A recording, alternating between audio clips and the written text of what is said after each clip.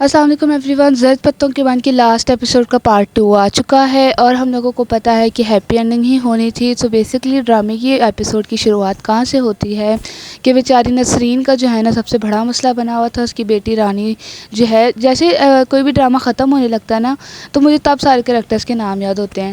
خیر، جیسے جانسا میں سرفراز کا نام بھی لاسٹ پہ یاد ہوا تھا. فی الحال جو ہے نا بیچاری نسرین کی جو چھوٹی سی بیٹی تھی جس کا نام تھا رانی، اس کی جو ہے ڈیتھ ہو گئی تھی.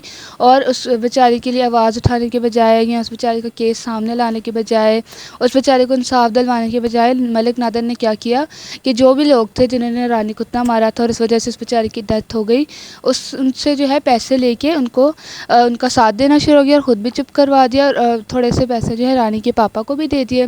اور ظاہر سی بات ہے، آپ لوگوں کو پتہ ہے کہ رانی کے پاپا خود بڑا لالچی انسان تھا، اس کو بھی پیسے دے دیے، خود بھی پیسے کھا لیے اور دونوں جو ہے آرام سے خاموش ہو کے بیٹھ گئے. یہ الگ بات ہے کہ مطلب ملک نادر جو ہے گاؤں کا مالک ہے، تو اس کو چاہیے تھا کہ وہ اس رانی کے پیرنٹس، رانی کی امی کے ساتھ کھڑا ہوتا اور لڑتا، لیکن اس نے جو ہے ایسا نہیں کیا اور پیسے کھا کے آرام سے خود چپ کر گیا. لیکن آپ لوگوں کو پتہ کہ نسرین جو ہے اس نے جو ہے FIR کٹوائی تھی، لیکن جو ہے اس نے بیچاری کو واپس لینا پڑا، کیس واپس لینا پڑا صرف اور صرف ڈاکٹر کی رہائی کے لیے. لیکن اب جو ہے نسرین اور مینو نے جو ہے قسم اٹھا لی تھی کہ ہم جو ہے کسی نہ کسی طرح رانی کو انصاف دلوا کے رہیں گے. تو انہوں نے کیا کیا کہ ساری کی ساری چال کا، ساری کی ساری جو بھی ملک نادر کی چلاکیوں کا پوری کی پوری گاؤں کی عورتوں کو بتایا.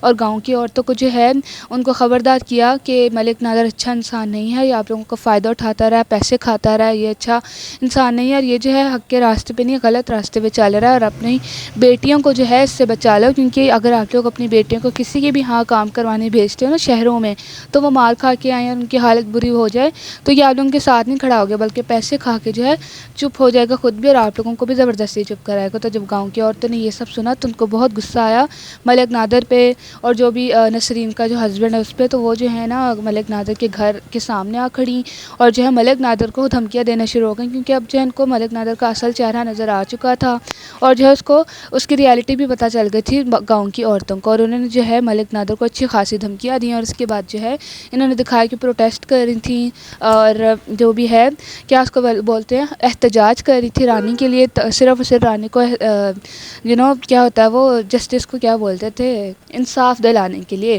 ٹھیک ہے. اور ظاہر سی بات ہے جو ڈاکٹر نوفل کی دوست تھی جو کہ میڈیا کے لیے کام کرتی تھی، اس نے جو ہے اس ساری پروٹیسٹ کی، ساری احتجاج کی جو ہے کوریج چلا دی نیوز چینل پہ اور جو ہے یہ بات نیوز چینل تک پہنچ گئی. اور جو بھی ہے نا ملک نادر، اس نے جو ہے پہلے بھی 2-3 دفعہ کہا تھا کہ میرے دماغ کی شریانیں پھٹ سکتی ہیں.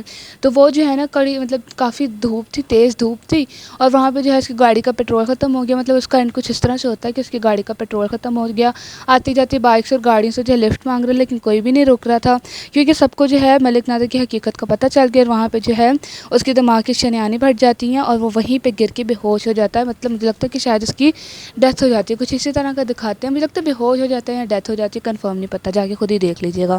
تو بس یہی تھا اس ڈرامے کی ہیپی اینڈنگ. اور اینڈ پہ جو ہے مینو کو یہ بھی دکھایا جاتا ہے کہ اتنے گولڈ میڈلز ملتے ہیں اور مینو بھی جو ہے بہت ہی اچھی اور مطلب ایک سکسیزفل بیٹی بن گئی ہے وغیرہ وغیرہ. ہیپی اینڈنگ یہ ہوئی ہے. لائک کرنا، شیئر کرنا. Bye bye.